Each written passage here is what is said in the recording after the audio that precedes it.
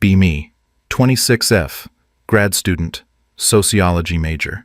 My pronouns are on my Insta bio, you get the picture. My entire world is an echo chamber of recycled academic jargon. Patriarchy, toxic masculinity, male privilege, blah blah blah.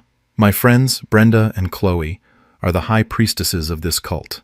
We sit around drinking overpriced oat milk lattes and talk about how men are trash. It's our favorite pastime, right after thrift shopping for clothes we'll wear once.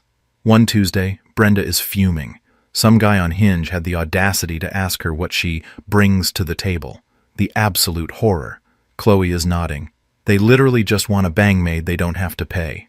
I chime in, dating for men is life on easy mode. They just swipe right on everything and wait for some desperate girl to reply. Brenda says, exactly. They face zero rejection. They hold all the cards. We have to be perfect. They just have to be present. A thought percolates in my gender studies-addled brain. An evil, brilliant, blog post-generating thought. Girls, I announce, I'm going to prove it. I'm going to create a male dating profile. I'll document how pathetically easy it is. It'll be the ultimate expose on male privilege in modern dating.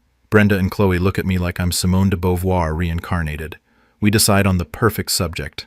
We call him Adam, not chatty enough to be intimidating, not nerdy enough to be an incel.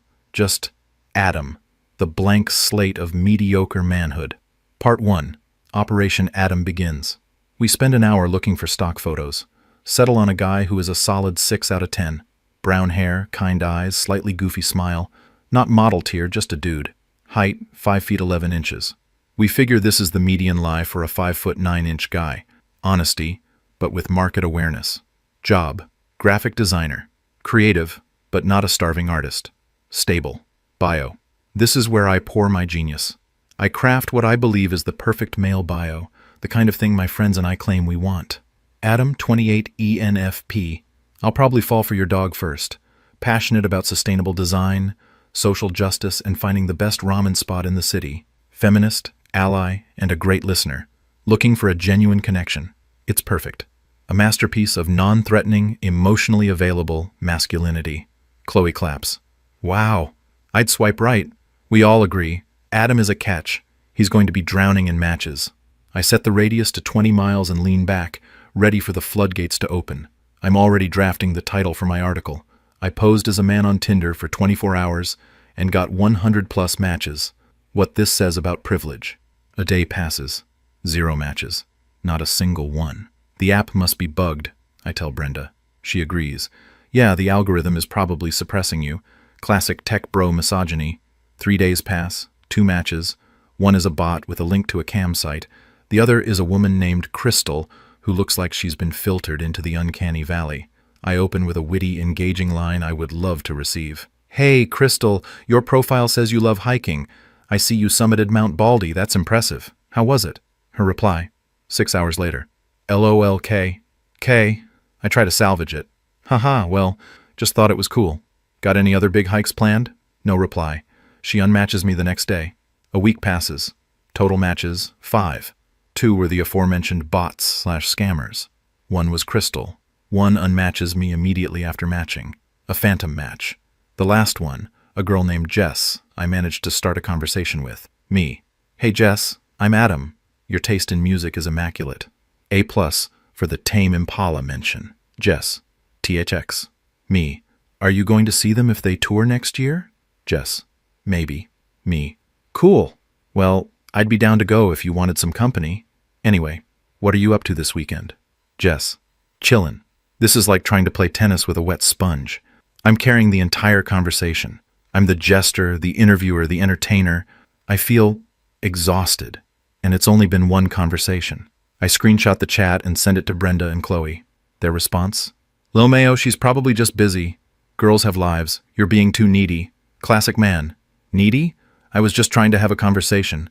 My grand expose is turning into a diary of digital despair. Part 2, the pivot to primate. I'm frustrated.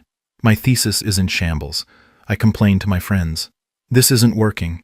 Adam the ally is a failure. Chloe sips her latte. It's because you're being too nice.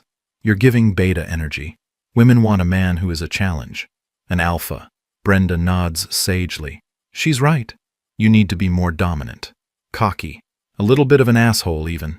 This is the exact opposite of everything they claim to hate. The cognitive dissonance is staggering, but I'm desperate for data. Fine, I'll play the game. I delete Adam's profile. I create Jax.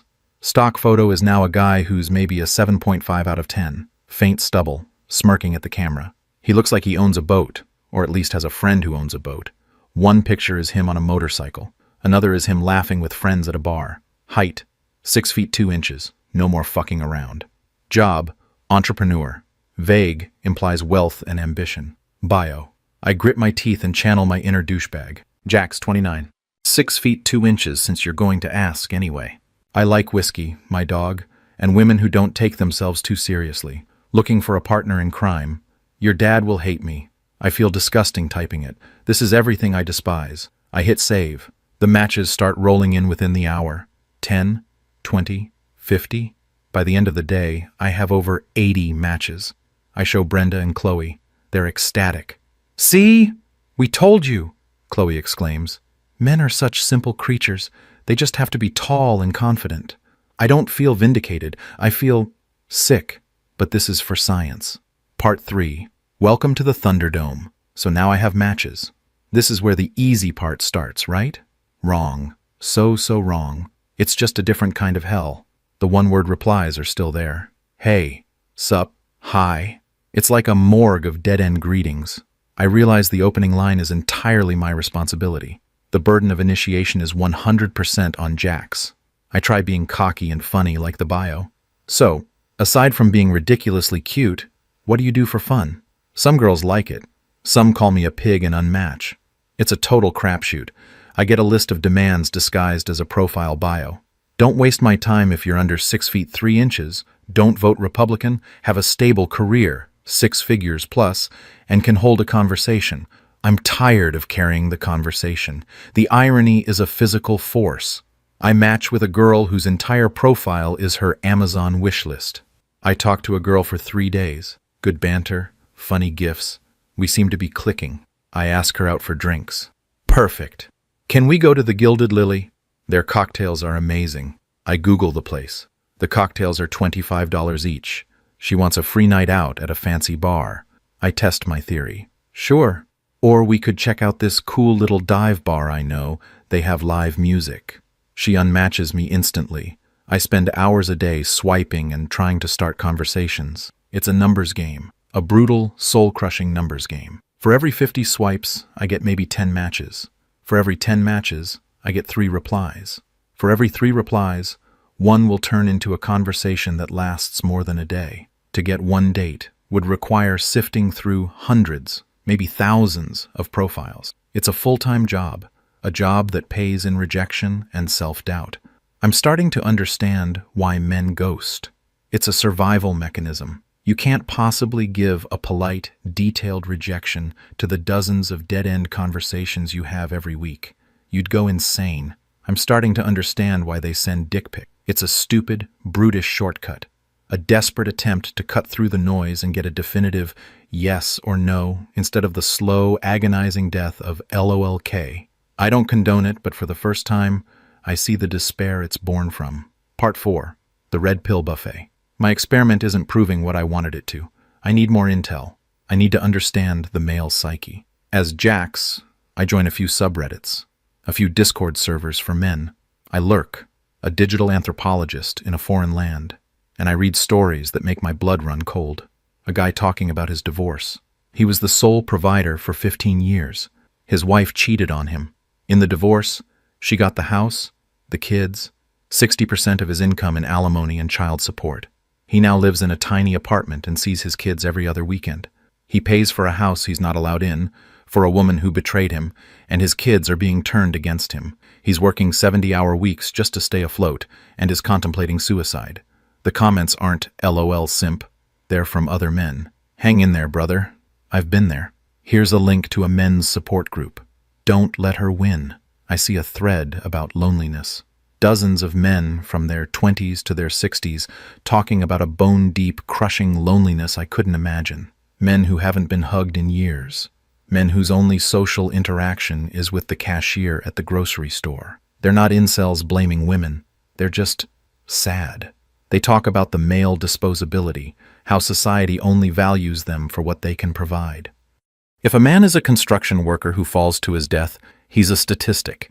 If a woman is harassed on the street, it's a national tragedy. They talk about the pressure to be strong, to never cry, to have all the answers, the pressure to be the pursuer, the provider, the protector, the pressure to initiate everything, from the first hello to the marriage proposal, and to absorb all the rejection along the way.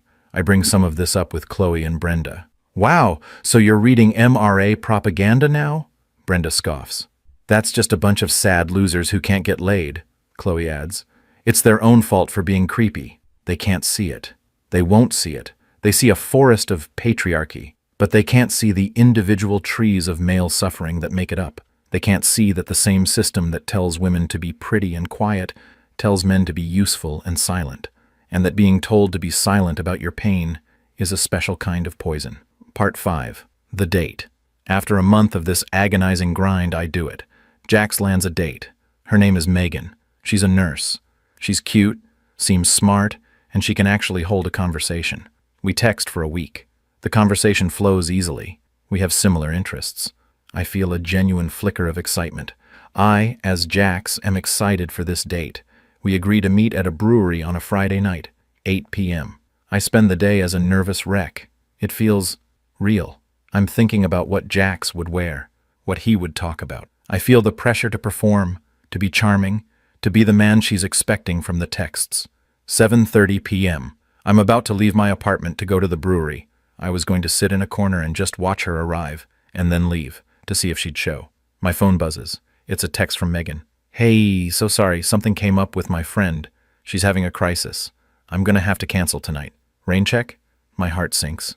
It's the flimsiest, most generic excuse in the book.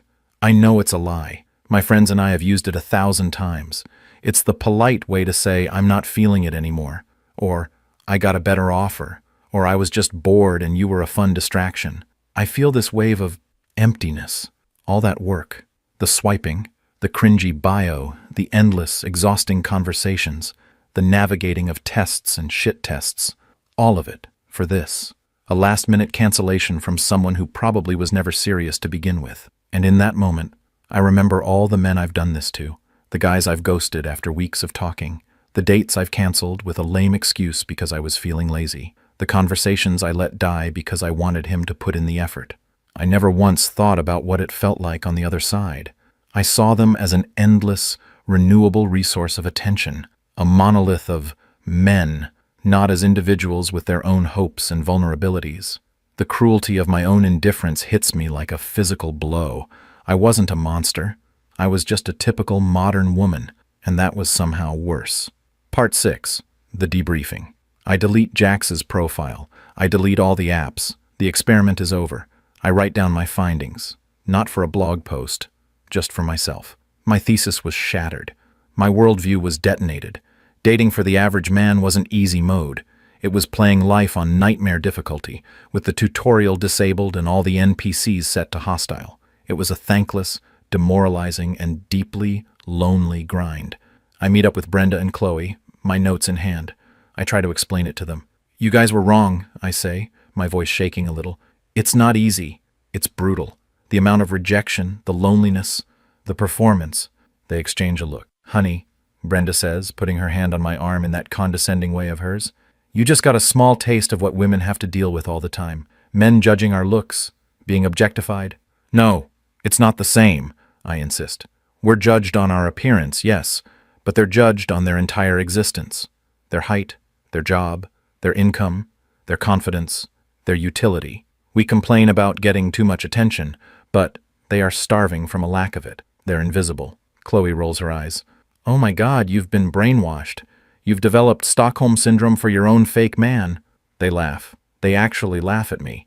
They tell me my data is anecdotal, that I did it wrong, that I internalized the misogyny. They can't hear me. The cognitive dissonance is a brick wall they've built around themselves. Anything that challenges the all men privileged, all women oppressed narrative is just discarded. I look at my two best friends and realize I'm more alone with them than Jax was on a Saturday night. I pack up my notes and leave. I don't think they've texted me since. So here I am. I tried to LARP as a man to prove he had it easy. Instead, I got a speed run of the male dating experience. And it broke me in a way I didn't think was possible. I see men on the street now, and I don't see the patriarchy. I see the quiet desperation, the invisible weight they carry, the guy holding his girlfriend's purse outside a store, the dad pushing a stroller, looking exhausted, the old man eating alone at a diner. They're all just trying their best, in a world that tells them their best will never be good enough. My face when I wanted to write a feminist blog post. My face when I accidentally red-pilled myself into oblivion. My face when I now understand men's pain, and in doing so, I've completely alienated myself from the only world I ever knew. My face when I think I might be the loneliest one of all.